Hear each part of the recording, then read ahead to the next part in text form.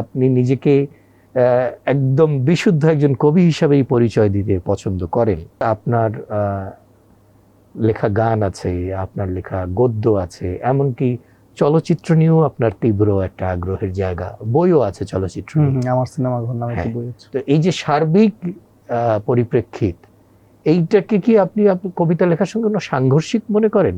আমরা একটা কবিতা লেখার পর পরবর্তী নতুন কবিতাটা লেখার আগ পর্যন্ত আমি তো আর কবি না, কিন্তু আমরা কিন্তু অবলীলায় সেটাকে একটা সামাজিক ঠিকাদারের মতো, ডাক্তারের মতো একটা সামাজিক ভূষণ হিসেবে কিন্তু ব্যবহার করছি। বাংলা ভাষার যে অপার শক্তি, সম্ভাবনা, সৌন্দর্য আছে, সেটার প্রয়োগ তো নানান মাধ্যমে ঘটাতে আমি চাই। যেটা ধরেন রবীন্দ্রনাথ, আমি অবাক হই যে কি করে নাচের নতুন নতুন যখন উনি ভাষা তৈরি করছেন, নাটকের ভাষা এক ধরনের ভাষায় লিখছেন, এবং ভাবাই যায় না ওই মানুষটা আবার তীক্ষ্ণ রাজনৈতিক প্রবন্ধ লিখছেন।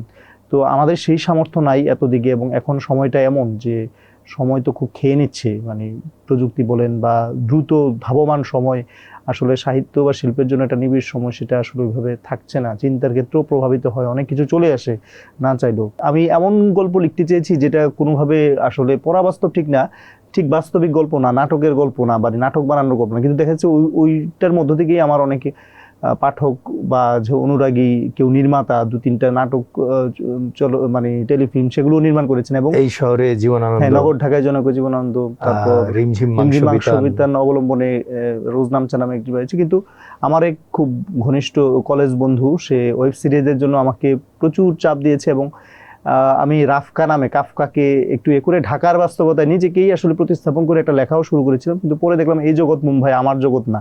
এবং আমি চিন্তা করলাম এটার আফটার ইফেক্ট, যে এটা হয়তো হবে না, কিন্তু এটা যদি জনপ্রিয় হয়ে যায় তখন আমার উপর কি অবস্থা হবে। সেই চাহিদার মিটাতে গিয়ে আমি কবিতা লিখতে পারবো, তো সেই চিন্তা করে আমি বন্ধুকে কিন্তু মানে বলে দিয়েছি যে আসলে এটা আমার জগৎ না। এবং এখন আমার অনেক কিছু কিছু কবিতা অনেককে ভালো লেগে গানে রূপান্তর করেছে, কিন্তু পেশাদারভাবে আমার কখনো গীতিকার হওয়ারও ইচ্ছা নাই। কিন্তু এই প্রত্যেকটা শিল্প মাধ্যমের প্রতি আমার শ্রদ্ধা আছে, কিন্তু সবাই তো সব মাধ্যমের জন্য না। আমার মনে হয় শেষ পর্যন্ত আমি আমার বইয়ের পরিচিতিতে গত কয়েক বছর যাবত সব পরিচিতি আমি মুছে দিচ্ছি, শুধু একটা পরিচিতি লিখছি, কবিতাই তার পটভূমি, বর্তমান এবং অন্ধকার আগামী।